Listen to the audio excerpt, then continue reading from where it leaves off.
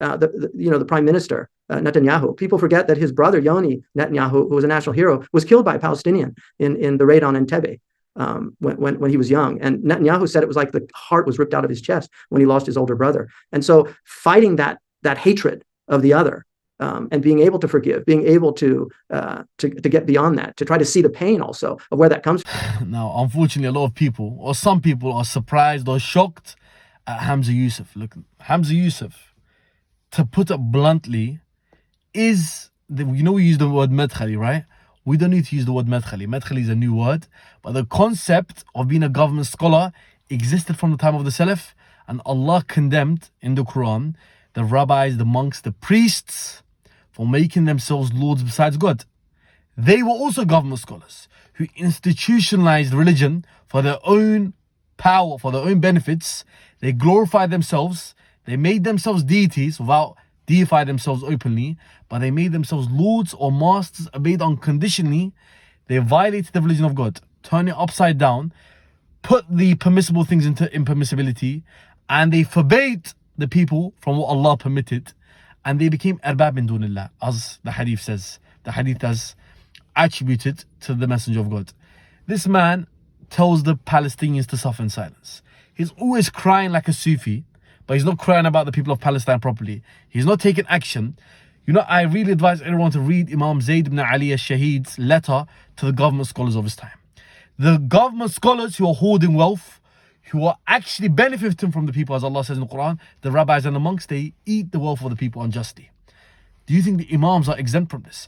Do you think that there are no government scholars today? Hamza Yusuf is one of them. He misinterprets the reports of the Prophet Muhammad, as Allah says in the Quran. Who's a greater oppressor than the one who lies about God, fabricates his inventions to God? He says, the hadith says apparently, do not disobey the ruler. Whereas the hadith, there was a key word. It says a ruler of God. The one who's obeyed according to the Islamic law is the one who legislates or rules and governs with what Allah has ruled. Allah says in the Quran, وَمَنْ لَمْ يَحْكُمْ بِمَا أَنزَلَ اللَّهِ فَأُولَٰئِكَ هُمُ الْكَافِرُونَ. Those who do not rule with, judge with, govern with what Allah has revealed, indeed it is they who are the transgressors, the evildoers, the oppressors, and the disbelievers. For hukm belongs to God. إِنَّ الْحُكْمَ إِلَّا لِلَّهِ. Legislation governing, making halal and haram is solely a divine right that does not belong to you, nor your scholars, nor your governments, nor your rulers, nor your churches. People get surprised when I say church. Look at the Muslim churches around us today, led by the likes of Hamza Yusuf, the treacherous man who has sold the deen, made it only spiritual and ritualistic, whereas the spirit is actually about enjoining good, forbidding evil, establishing mercy, justice, helping the people, solving the affairs of the people. Where is this type of Islam? Where is the Islam that benefits them? Where is the Islam that manifests God's justice on earth, His mercy?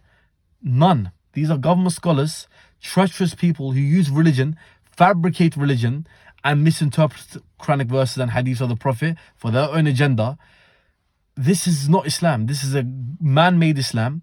This is a man-made ideology. In Islam, we only make God's legislation the arbitration. God's legislation is the barometer. God's legislation is to be applied in every situation of life in the Muslims. But these people, our blood is spilled. We are massacred. The Ummah is humiliated.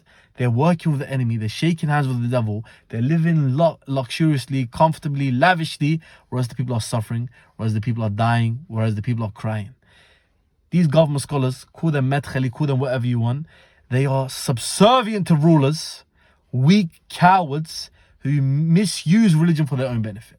And they have been exposed. We already know them, and we're going to expose them time and time again. Hamza Yusuf, what a guy.